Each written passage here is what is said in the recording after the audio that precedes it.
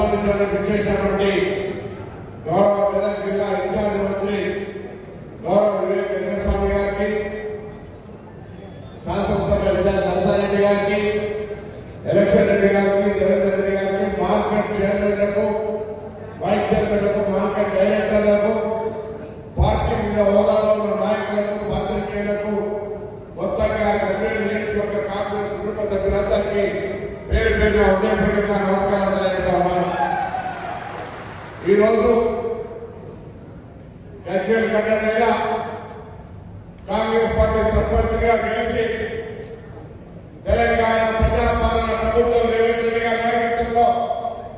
మనం తీసుకున్న అనేక కార్యక్రమాలు ప్రజల దాకా తీసుకెళ్లి ప్రజల యొక్క ఆశీర్వచనంతో ఈరోజు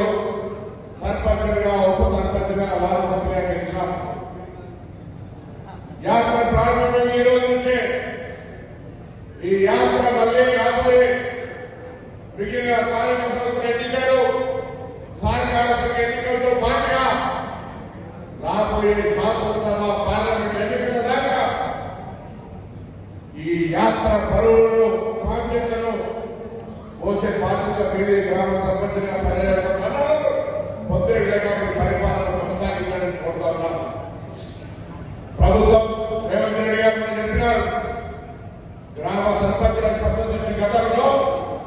అనేక రకాల ఇబ్బందులు ఉన్నాయి. ఇవాళ అటువంటి ఇబ్బందులు లేకుండా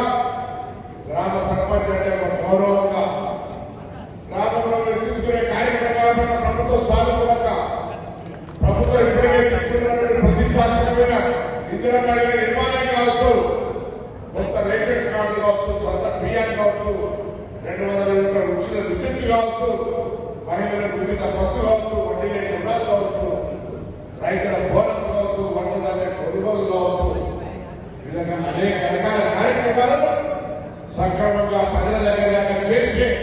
బాధ్యత కూడా గ్రామ సర్పంచుల మీద, వార్డు సభ్యులు, ఉప సర్పంచ్ దగ్గర ఉంది. ఈరోజు కాంగ్రెస్ పార్టీ